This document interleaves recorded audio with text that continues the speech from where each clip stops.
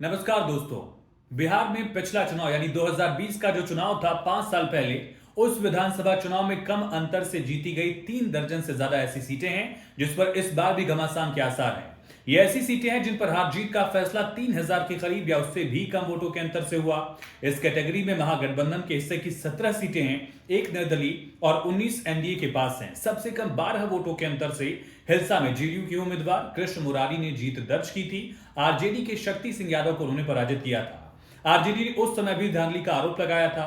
दो चुनाव के बीच गठबंधनों के पार्टनरों में भी काफी बदलाव हुआ है। अगला चुनाव इससे प्रभावित हो सकता है। सिमरी बख्तियारपुर में विकासशील इंसान पार्टी के मुकेश सहनी केवल 1759 वोटों के अंतर से चुनाव हारे। आरजेडी के चौधरी यूसुफ सलाउद्दीन ने उन्हें हराया था। इसी तरह से सुगौली में आरजेडी के शशि भूषण सिंह ने वीआईपी के ही रामचंद्र सैनी को 3447 वोटों के अंतर से हरा दिया था। अब वीआईपी और आरजेडी में दोस्ती हो गई है। दूसरे नंबर की सीट के लिए मुकेश सहनी आरजेडी पर निर्भर हो गए हैं। कम वोटों के अंतर से जीतने वाली महागठबंधन की कई और सीटें भी हैं। मसलन अगर सिकटा की बात की जाए तो यहां वीरेंद्र प्रसाद गुप्ता जो कि भाकपा माले के थे, उन्होंने 2302 वोटों से जीत हासिल की थी। कल्याणपुर की सीट मनोज कुमार यादव ने जीते, आरजेडी के उम्मीदवार थे, 1197 वोटों से। इसी तरह से बाकी राकेश यादव जीत रहे थे यहां राजद से 2700 वोटों से। फिर किशनगंज में इजराउल हक ने कांग्रेस के प्रत्याशी के तौर पर 1381 वोटों से जीत दर्ज की थी। बकरी में सूर्यकांत पासवान भाकपा के उम्मीदवार 777 वोटों से जीते। खगड़िया में छत्रपति सिंह यादव ने कांग्रेस के उम्मीदवार के तौर पर 3000 वोटों से जीत दर्ज की। रजा पाकर प्रतिमा दास कांग्रेस से यहां जीते 1746 वोटों से। भागलपुर से अजीत शर्मा कांग्रेस के उम्मीदवार 1113 वोटों से उन्होंने जीत दर्ज की थी।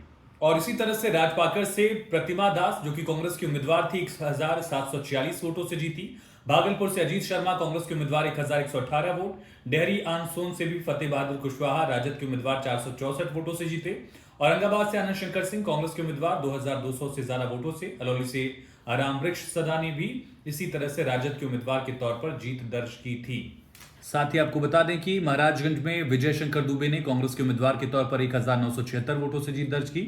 सिवान में अवध बिहारी चौधरी राजद के उम्मीदवार थे, 1973 वोटों से जीते। दरभंगा ग्रामीण से राजद के ललित कुमार यादव की जीत 2141 वोटों के अंतर से हुई।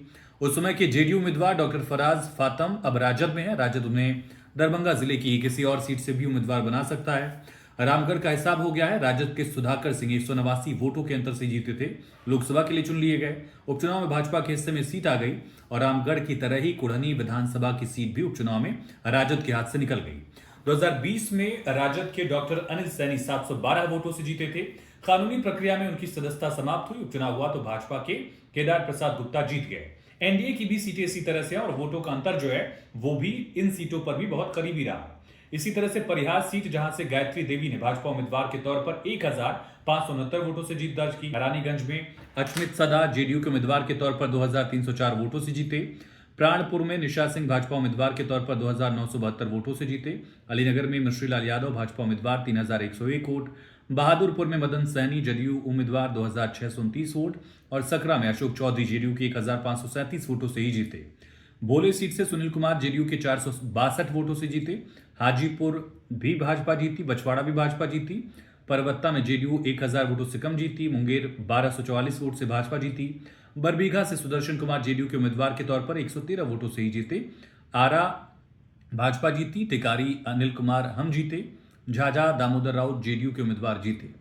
तो ये तमाम सीटें हैं जहां बेहद करीबी लड़ाई जो है वो देखी थी और इस बार भी ये सीटें जो है बेहद निर्णायक हो सकती हैं, ये कहा जा रहा है। अगर आपको ये वीडियो पसंद आया हो तो प्लीज हमारा चैनल सब्सक्राइब जरूर करिएगा।